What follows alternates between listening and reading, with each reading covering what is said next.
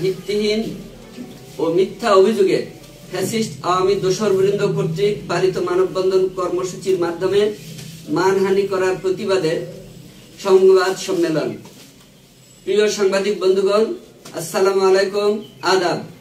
আপনারা ইতিমধ্যে দেখেছেন বা জেনেছেন অত্র মান্দা উপজেলার দুর্গাপুর, রাজেন্দ্রবাটি, কোচরা, বাদলঘাটা ও পরানপুর সহ আরো কিছু এলাকায় সরকারি খাস জমি এবং ডিসিআর প্রাপ্ত ব্যক্তি মালিকানাধীন সম্পত্তি দখলে কাউকে কাউকে সহযোগিতার অভিযোগে আমার বিরুদ্ধে দুর্গাপুর ঘাটের মোড়ে গত 8 জানুয়ারি 2025 খ্রিস্টাব্দে কতিপয় ব্যক্তি মানববন্ধন কর্মসূচি পালন করেছেন।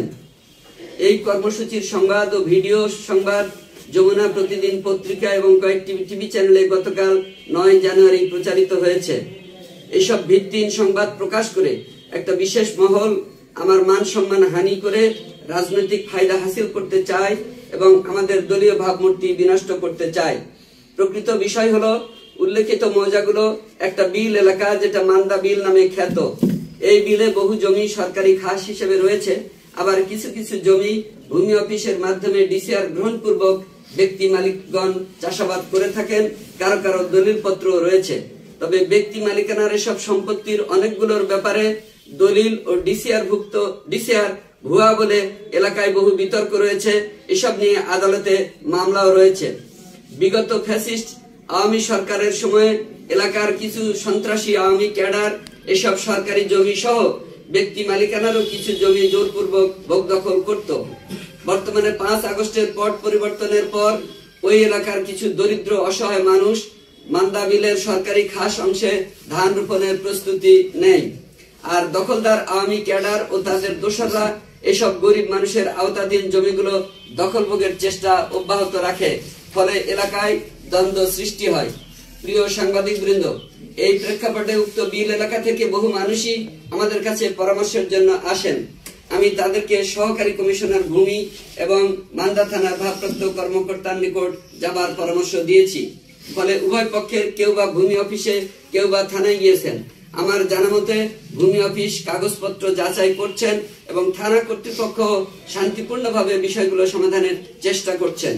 এই অবস্থায় আমি কিভাবে কাউকে ভূমি দখলের সহযোগিতা করছি তা আমার বোধগম্য হচ্ছে না। আর মানববন্ধন কর্মসূচিতে কেউ কেউ আমার নামে দখলদার বাহিনীর কথাও বলেছেন, যা একেবারেই বানোয়াট, ভিত্তিহীন ও কল্পকাহিনী বটে। আপনারা জানেন, আমি 1993 সাল থেকে মান্দা উপজেলায় বিএনপির রাজনীতি ও সামাজিক কর্মকাণ্ডে জড়িত। এমনকি অতীতে বিএনপি ক্ষমতায় থাকতে আমি এখানে দলের সাধারণ সম্পাদকের দায়িত্ব পালন করেছি, আবার পরবর্তীতে উপজেলা চেয়ারম্যান হিসেবেও নির্বাচিত হয়েছিলাম। তখনও কেউ আমার বিরুদ্ধে দুর্নীতি বা ক্ষমতার অপব্যবহারের অভিযোগ তুলতে পারেননি। আমি সততা ও নিষ্ঠার সাথে মানুষের কল্যাণের লক্ষ্যে কাজ করি। আমার বিরুদ্ধে অভিযোগের আঙ্গুল তুলে যারা মানববন্ধন করেছেন তারা বেশিরভাগই আওয়ামী লীগ ও জামাত সমর্থক কর্মী। আপনারা তার ছবি দেখে এলাকায় খবর নিলেই সেটা জানতে পারবেন। আমার জনপ্রিয়তায় ঈর্ষান্বিত হয়ে একটা বিশেষ মহল আমার বিরুদ্ধে ষড়যন্ত্রমূলকভাবে ভূমি দখলের এসব উদ্ভট কল্পকাহিনী প্রচার করছে। আমি মনে করি জমি জমার বিষয় কাগজপত্রেরই বিষয়, তাই ভূমি অফিসের মাধ্যমে কাগজপত্র যাচাই পূর্বক প্রকৃত মালিকদের জমি বুঝে নেওয়া উচিত। এ ব্যাপারে আমি সহকারী কমিশনার ভূমি মহোদয়েরও দৃষ্টি আকর্ষণ করছি। একই সঙ্গে আমার বিরুদ্ধে ষড়যন্ত্রকারীদেরও বলতে চাই, মান্দা উপজেলার গণমানুষের নিকট ডাক্তার টিপুর সততা ইতিমধ্যেই পরীক্ষিত। সুতরাং আমার চরিত্র হননের অপচেষ্টা না করে নিজেরা শোধরান, তা না হলে আপনারাই জনরোষের শিকার হবেন। প্রিয় সাংবাদিক ভাইরা, আপনারা জাতির বিবেক, আপনাদেরকে দায়িত্ব দিলাম আমার বিরুদ্ধে আনিত অভিযোগের সত্যতা যাচাই পূর্বক সঠিক সংবাদ প্রকাশ ও প্রচার করুন।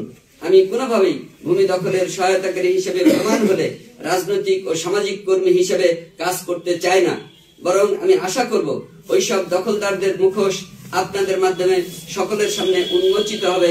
আপনাদের সকলকে আন্তরিক ধন্যবাদ জানাচ্ছি। আল্লাহ হাফেজ। আসসালামু আলাইকুম ওয়া রাহমাতুল্লাহ।